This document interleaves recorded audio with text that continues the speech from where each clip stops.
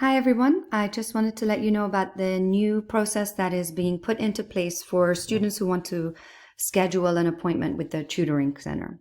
So once students log in to MyCCP, they'll go down to their student quick links over here, and there is a new link called Schedule an Online Tutoring Appointment.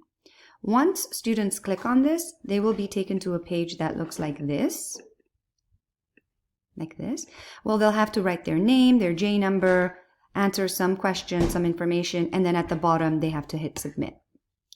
Once they do that, they will be taken to the tutoring page, the Learning Lab page.